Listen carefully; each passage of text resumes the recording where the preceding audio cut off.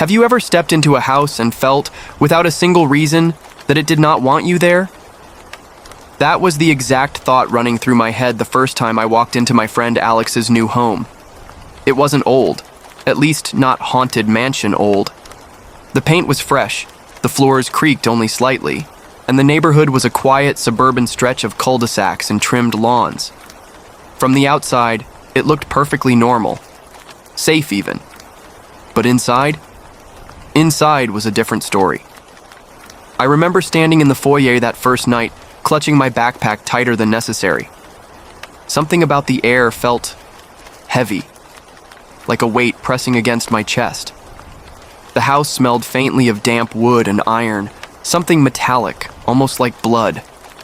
I brushed it off, convincing myself I was just being weird. Alex, of course, was thrilled. His family had just moved in, and he'd invited me to spend the weekend. Sleepovers were our thing. We'd been best friends since middle school. And now, with his new house, he said it would feel like an adventure. Only, adventures are supposed to be exciting, not suffocating. "Come on, dude, drop your stuff upstairs," Alex called, his voice echoing strangely in the hollow halls. The staircase curved upward, its banister carved with odd patterns, spirals that almost looked like faces if you stared long enough. I tried not to. My room for the night was at the end of the hall, past several closed doors. Each one seemed older than the last, their brass handles cold against the warm air. The house seemed to groan as we walked, as though it didn't like the idea of us opening doors that had been shut for too long. I finally set my bag down in the guest room, and that's when I noticed something strange. A mirror stood against the far wall, taller than me, framed in black wood that looked hand-carved. The glass was slightly warped, rippling the reflection just enough to feel wrong. When I glanced at it, I saw myself. But not quite. My reflection lingered a fraction of a second too long when I turned my head. "Creepy, right?" Alex laughed behind me. "My mom hates that thing, but my dad says it's an antique. Been in the house since forever. The movers wouldn't touch it. Too heavy, apparently. So now it's yours for the night." He said it like a joke, but his smile didn't reach his eyes. We spent the evening playing video games and eating junk food. For a while, I almost forgot about the weird feeling. Almost. Until the power flickered around midnight.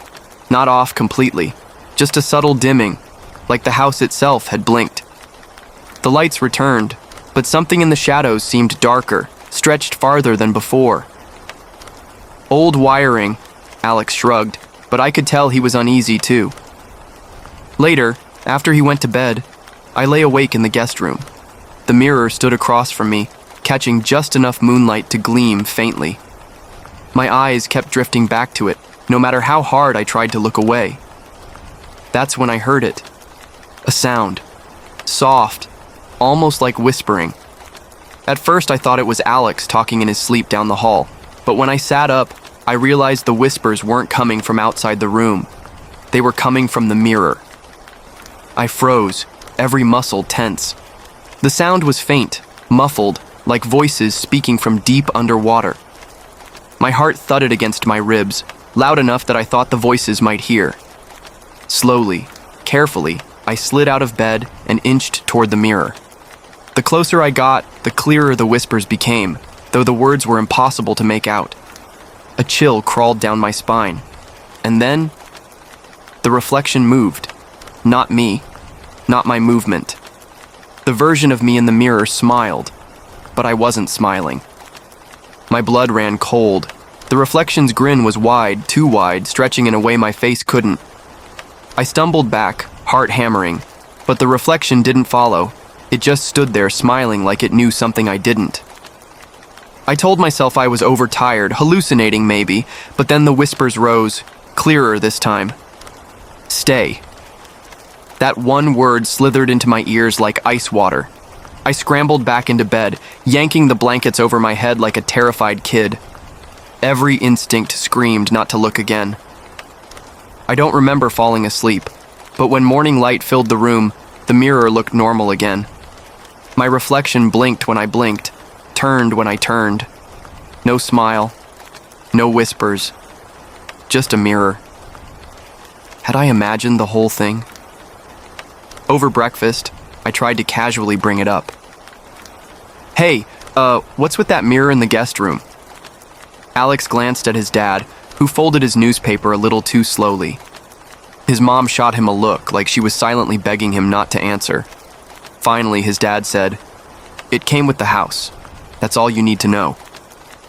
The subject was dropped, but the silence that followed was louder than any explanation could have been. That night, things got worse. Alex and I had stayed up late again, watching movies in the living room. At around 2 a.m., I excused myself to grab a soda from the kitchen.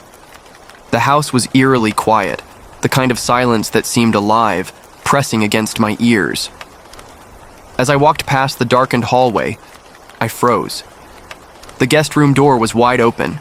I was sure, absolutely sure, I had shut it. From where I stood, I could see the mirror across the room. Moonlight spilled through the window, casting my reflection clearly. Only Alex was in the reflection, standing right behind me. But in reality, the hallway was empty. My breath caught in my throat. Slowly, I turned my head. Nothing. Just shadows stretching down the hall. When I looked back at the mirror, the reflection of Alex smiled and waved before vanishing. The soda never made it to my hand. I bolted back to the living room, pale and trembling. "What's wrong with you?" Alex asked, half laughing. I opened my mouth to tell him, to beg him to come with me when the power cut out. Not a flicker this time. Darkness swallowed the house whole. We both sat frozen. Somewhere upstairs, a door slammed. Then came the sound of footsteps. Heavy. Slow. Pacing the second floor directly above us, Alex's face drained of color. "That's my parents' room," he whispered. "But they're asleep. They wouldn't be walking around." Except the footsteps didn't sound like his parents. They were too deliberate, too heavy. And then, they stopped. Right above us. The ceiling groaned as though something massive was standing there. We held our breath, waiting, but nothing moved. Finally, Alex whispered, "We should check." Every part of me wanted to scream no, but I followed him up the stairs anyway. The air grew colder with every step. By the time we reached his parents' door, my teeth were chattering. He knocked softly. No answer. He turned the knob. It wasn't locked. The door creaked open, and the room was empty. Bed neatly made. No sign of his parents. That's when the sound came again. Not footsteps this time. Whispering. But it wasn't coming from the mirror in the guest room anymore. It was coming from inside the walls. The whispering seeped through the walls like voices carried by water. It wasn't random murmurs anymore. It was rhythmic, deliberate, almost like a chant. Alex and I stood frozen in the hallway outside his parents' empty room. The sound seemed to come from everywhere at once, vibrating through the floorboards and into our bones.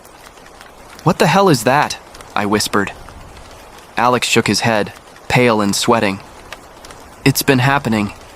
At night, sometimes. My parents pretend they don't hear it." That chilled me even more. Pretending you don't hear voices crawling through your walls? What kind of family does that? The sound grew louder, pulling us toward the far end of the upstairs hall. We stopped in front of a door neither of us had ever noticed before.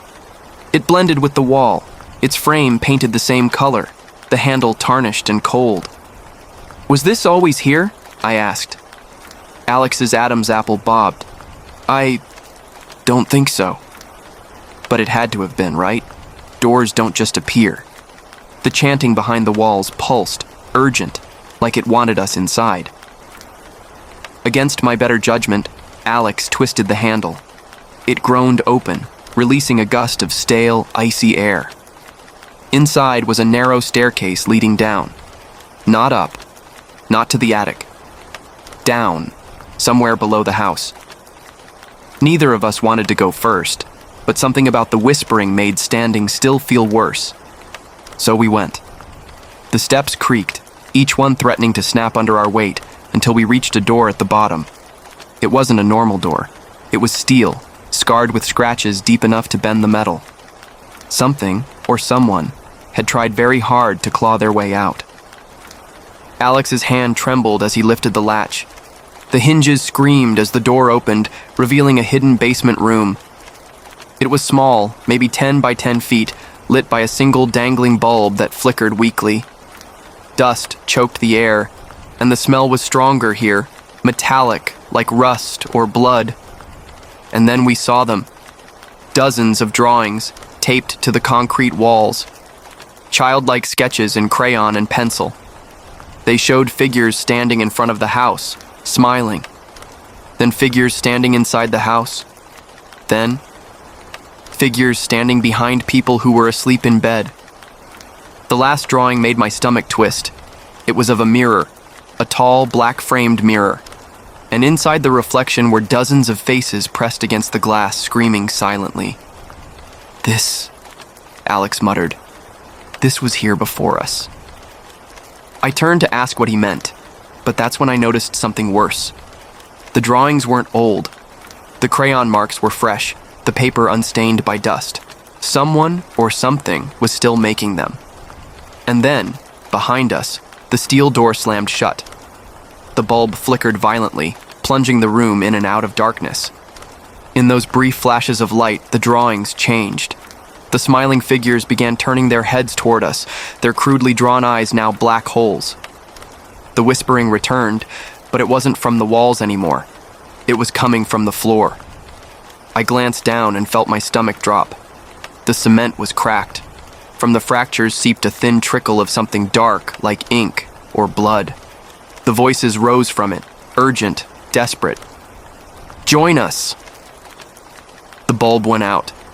The last thing I saw was Alex's reflection in the mirror drawing on the wall, grinning. But Alex wasn't smiling. Pitch black.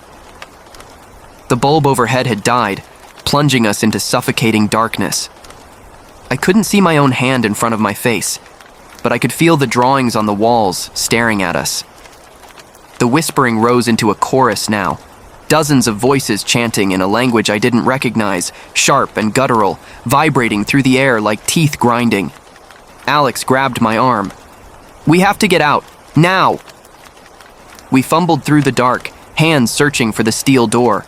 When my palm finally brushed against it, I nearly sobbed with relief until I realized the handle was gone. The door had sealed itself. My heartbeat thundered in my ears.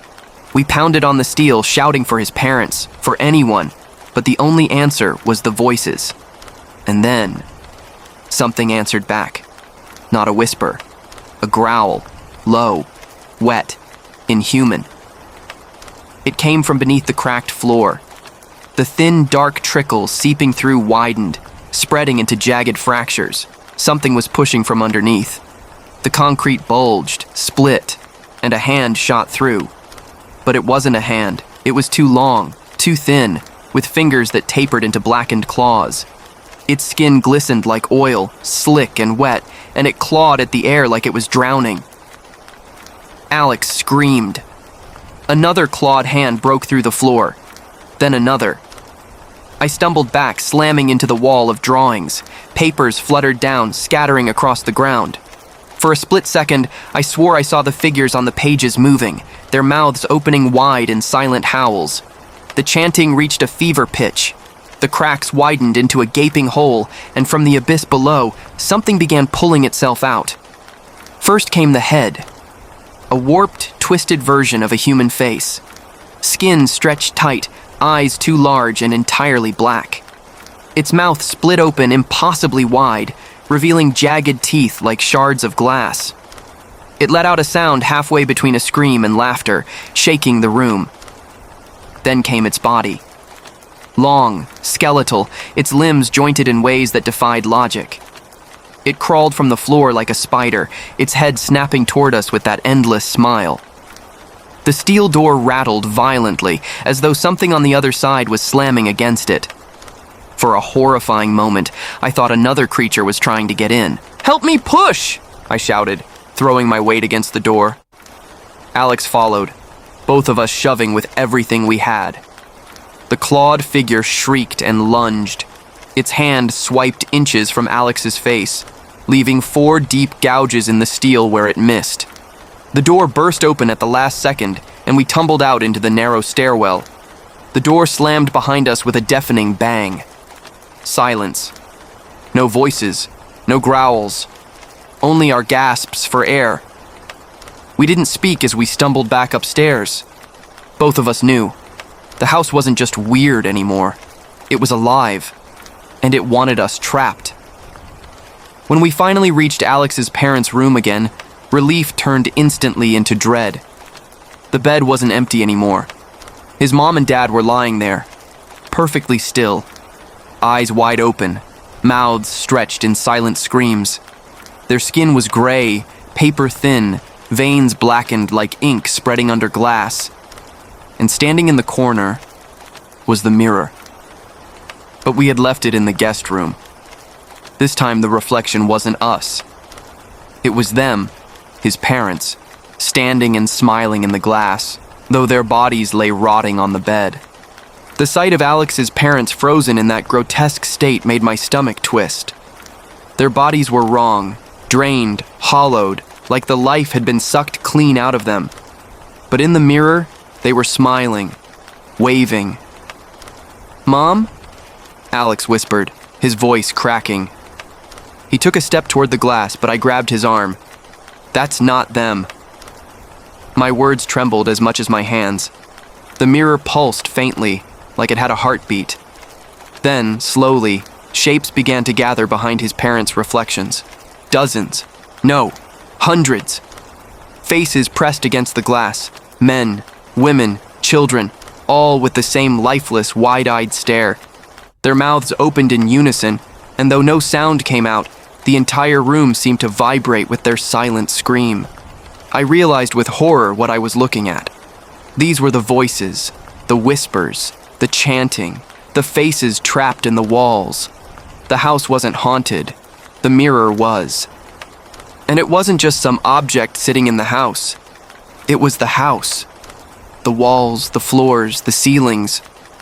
All of it fed off the mirror, stretching its influence like roots through soil. The house was a vessel, and we were inside it.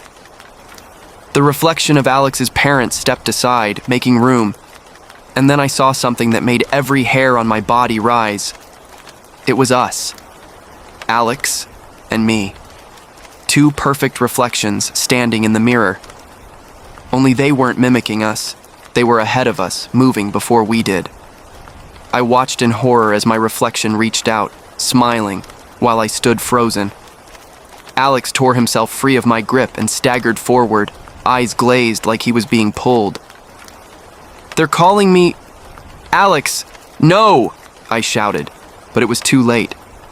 The reflection of his parents opened their arms wide, and the mirror rippled like water.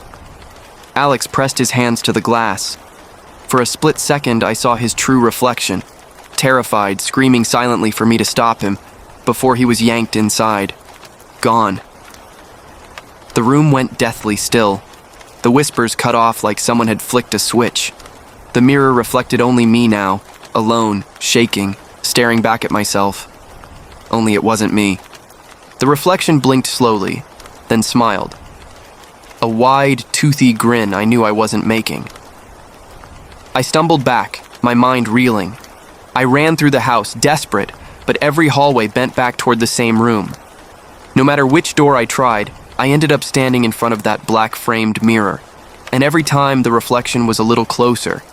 The last thing I remember is pressing my palms against the cold glass, begging, pleading for it to let Alex go. The reflection's lips moved, and this time, I understood the word perfectly. Stay. When I woke, I was back in the guest room. Sunlight streamed through the window. My backpack was at the foot of the bed, untouched. The mirror stood in its place against the wall, silent and still. No Alex. When I stumbled downstairs, his parents greeted me with warm smiles, alive and healthy, asking if I wanted breakfast. I nearly collapsed with relief until I noticed something. Their eyes, too wide, too shiny, like glass. I left that morning and never went back. No one ever spoke of Alex again.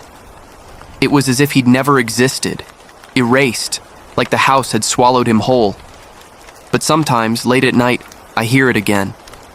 The faint whisper, crawling through the walls of my own room. Stay. And in my darkest moments, I swear I see it, just for a second. The faint outline of a tall, black-framed mirror in the corner of my room. Waiting.